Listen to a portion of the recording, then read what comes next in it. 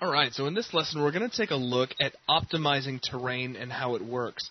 Now this is going to be a relatively quick lesson, just sort of showing you a few things that you should keep in mind when you're trying to make your terrain behave in, well, I hate to use the term again, but a more optimized, more efficient manner inside of your levels. Right, so what we're going to do is I've moved the spawn point back over to that wall so we can easily see part of the terrain behind this wall as it gets occluded when we run back and forth, just to show off a certain size. Now, I know we were just playing it, but this time I want to point out a certain option first. I'm going to use the search for actors and just type in T, so I bring up my only terrain info in the level. Cool. And with it selected now, I can go to its properties, or if I double-click it first, so... There you go. Select it, and let me move the camera back a little. Got the terrain info. Terrain sector size. Right now I've got this set down to 2. It generally defaults to about 16. Okay. Now, what terrain sector size does is this controls the chunks of terrain that will disappear as when it goes to decide what's visible or not. Let me actually load the game and explain what I mean. Okay. When you're optimizing terrain, of course, the entire terrain can't be hidden or visible unless it's way off in its own zone. That just wouldn't be efficient. Right. It's set up so that sectors of the terrain can disappear one by one as parts of the terrain become occluded. Okay. With the default setting of 16 means the terrain's going to disappear in blocks of 16 by 16 quads. So if I go into R mode 1 with the terrain sector size set to 16, see the terrain in the distance, how entire chunks of it disappear and reappear as I walk back and forth? Right. Now, I know this is going to be a few quick game launch tests, but let me bring that down to 8 and test with that. Okay. That's why I moved the player start over so we don't have to keep running over there every time. No, that makes sense.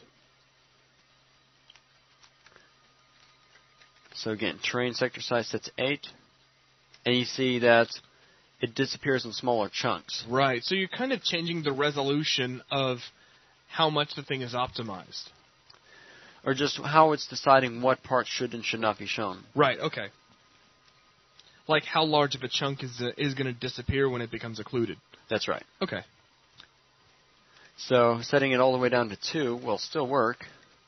Mode 1. And now check it out.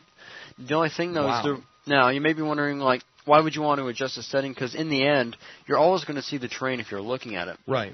The reason is this can changing the way it decides what parts of the terrain are occluded.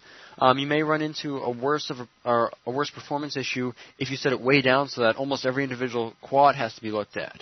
You'll end up spending more time, or the engine will end up spending more time deciding which piece is visible than it would if it was to render, say, an extra couple of quads. Okay. Meaning if you set it to 2, every 2 quads it's going to have to check. Should this draw? Yes, no. Should this one draw? Yes or no? And then that eats up processing power. So the idea is to test it out and find sort of a happy medium in between, like, your sizes. So starting off at the base of 16, see how it runs. Maybe make it a little larger if your level is, if there's like larger chunks that can be blocked off to your level, or maybe make it smaller in some cases. Right. It just depends on the way the map's set up. Okay. So that's pretty much all we need to look at just as a setting, just to keep that in mind when working with terrain and in reference to optimization. One last thing I want to look at is just a quick tip, and you may already be aware of this, but I took the Antlers map and I repainted the visibility on all the corners. In the original map, they took all... let me wander around for just a moment back to where my camera was. Of course, it got snapped when I selected that terrain zone info. Right. So let me just slowly wander over back to what I'll call my corner of the map for the time being. So if I zoom out of the level, maybe turn static meshes off, and check out on the edge, see all this terrain that's pretty much never going to be seen ever by the player? Yeah. Instead of letting the sector size decide and making sure we have anti-portals everywhere, what we can do is actually go back into the terrain editing dialog with this terrain selected and grab the visibility tool. You may have, if you've used terrain, you're familiar with this when trying to cut into part of a level. Say you want to bore into the terrain so you can make a room inside of it. Right. Well, one of the things about a quad of terrain once it's been marked invisible is then obviously it doesn't render anymore.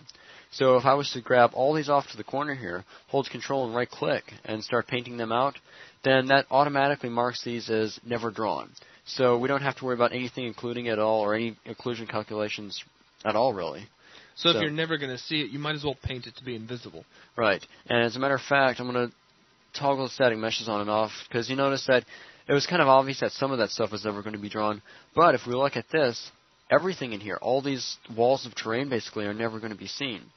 So if I let me bring the outer radius in a little bit so I more carefully paint these out.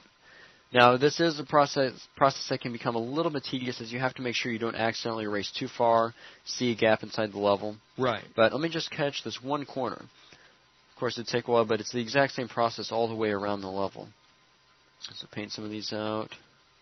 Maybe just something like that. And while this may not seem like much, I mean, eventually you're going to run into levels that are so big where these triangles are really going to add up.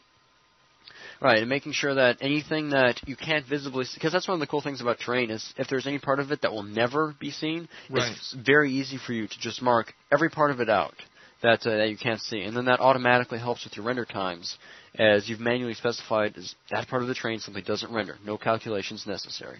Awesome. R mode 1, and check that out. See, before, when it's deciding the sector size, even though I have it set low to 2, for performance sake, I would want to set that up to at least 8 probably. Even 16 right. might run faster. But check it out. Of course, we've marked all those, and there's 2 more jagged ones we could hide. But it's never going to have to calculate those. It's never going to have to worry about them. So a big speed increase right there. Very cool. Of course, if we zoom out of Mantis again, that's only the very tip of the iceberg as far as all that we could do. Right. I mean, we could go through there and we could cover up a lot of this terrain. But that's the same principle. That's the effect you're going to achieve, is anything that you don't need to see just doesn't need to be rendered. There you go. So with that, that's pretty much going to wrap up the just a few tips I wanted to point out on terrain optimization. Cool. So, as I mentioned earlier, a bit of a short lesson, but get some good points across about how you can make terrain work more efficiently for your levels. So, thanks a lot.